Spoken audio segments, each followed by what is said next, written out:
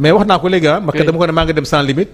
tubaab bi mënuma nuyu ma leen ma ne ko non dama koy wax ne ko Alburax mu woo la comme ça nga ñëw fii. incha allah d'accord alors ñu dem ci beneen ponk boo xam ni itam dina soxal Sénégal yi ndaam moom mi nga xam ne moom moo ko publier wala sax moo ko wax suba lañ ko war a déglu di Simon Faye oui site bi lee di Afrique Confidentielle la mu daal di bind ba moom Simon Faye DG de la Sen TV oui.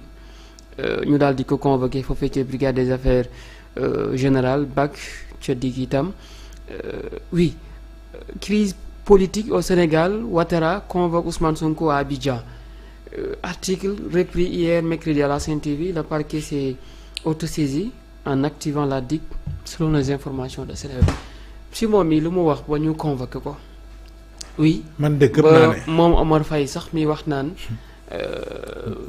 Bougane sax ñu ngi koy seet. oui. d'abord il faut que ñu d'accord ci benn affaire. mooy. seetlu naa ñu bëri il parle de Simon man Simon suma mbokk la suma lépp la. xam ngeen yéen seen code de la presse. xam nga ne le rédacteur en chef ce qu'il assume en matière de responsabilité.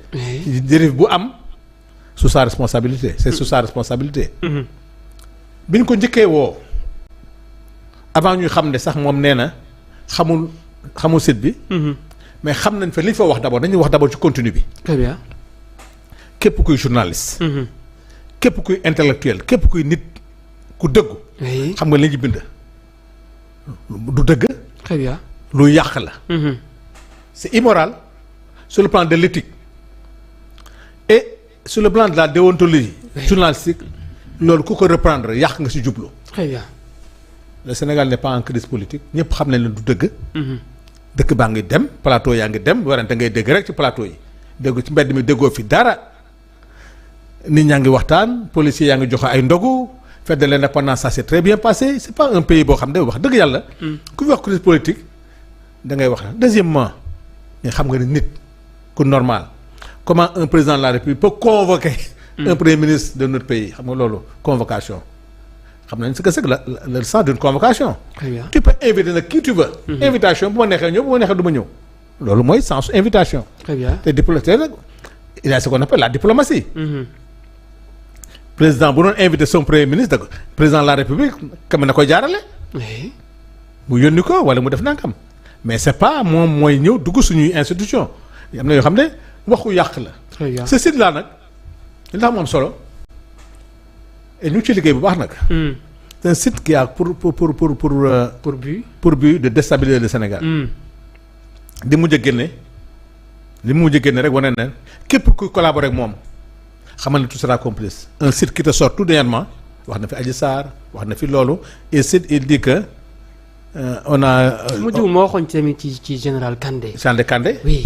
waxaat bi passé que 300 policiers combien de gendarmes sont licenciés pour les remplacer par des rebelles et des nervis. xam nga loolu. oui. loolu kooku xam nañu d'abord lan mooy objectif am. très bien. donc un Sénégalais. buy accepter di relayer ce site là te kenn xamul fu mu loger kenn xamul kan la je dis que tu es complice. très bien. moom nag la réponse qu'il a donnée. jusqu'à preuve du contraire mooy xamu ko. xamul site bi c'est-à-dire il n'est pas au courant de ça. très bien. il n'est pas au courant de ça mais yëg na ne man nag du ma ko joué yëg na ne am na lu ñu ko taxal bu ñu demee wax na mais non du moom ok peut-être bu ko procureur dégloo ñu ngi naan yàlla mu génn ci ak jàmm. mais il faut ñu xam lan moo lié des médias ak ce site. très bien. oui. le problème ce n'est plus Simon. Simon nee na xamu ko yëgu ko wax dëgg yàlla.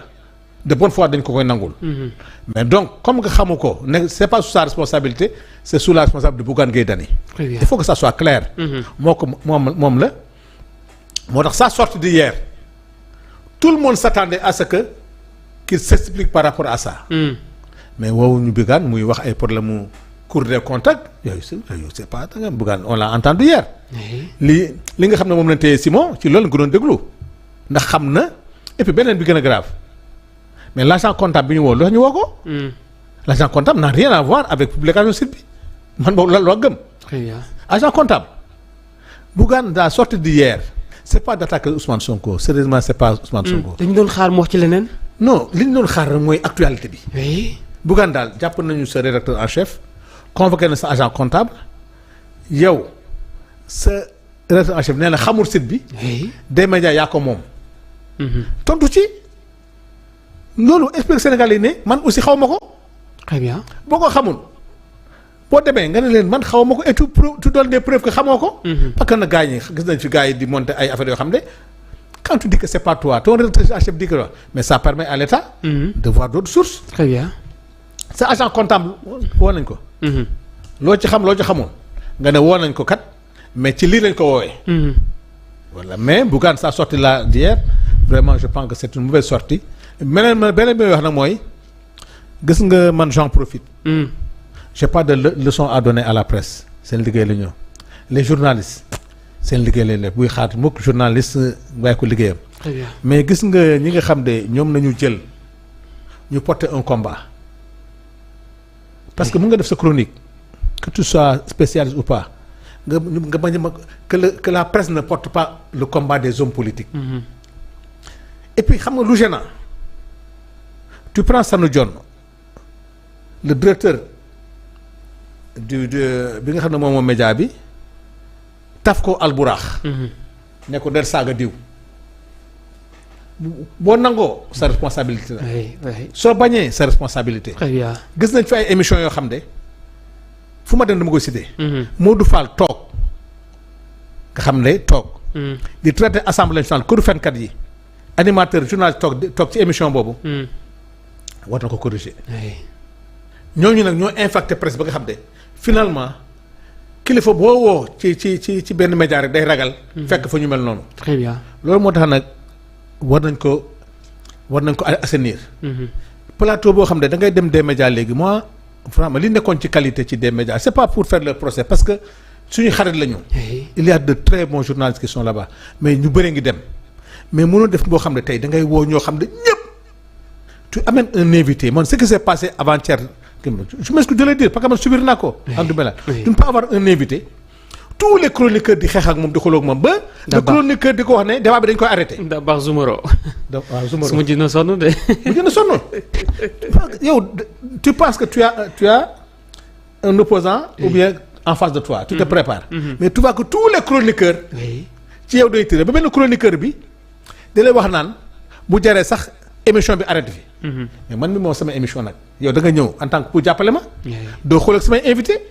mais loolu da ngay dem ba finalement. tu vas dire que média boobu. bokkee ligne éditoriale kenn dans tous les pays du monde médias yi day am seen ligne éditoriale mais munoo nag bëgg a transformer des médias parce que xam nga ndax mu garaaw. Alburaax.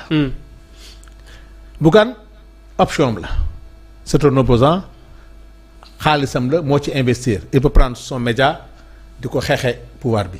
choix de vie la. journaliste ci fa nekk mënuñ ko accepter ko di gérer. tu vas donner des coups au pouvoir.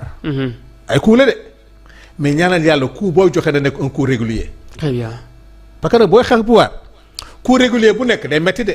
pouvoir da ko accepter mais un coup irrégulier mun na am ay répercussions ci yow parce que pouvoir nag danaan la d'accord.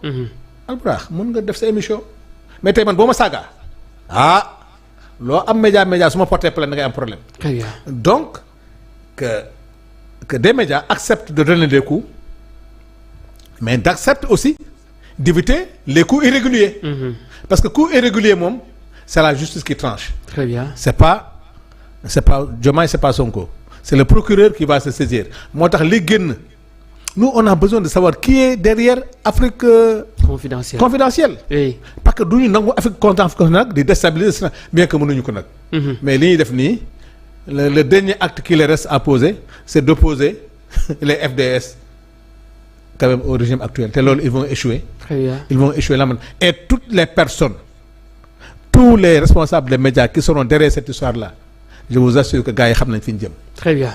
alors keneen koo xam ne tamit war na wuy ji suba di Abdou Nguer ak ñaar ci ay journalistes yu Source A oui la ñu wax bañ convoqué leen foofee ca section de recherche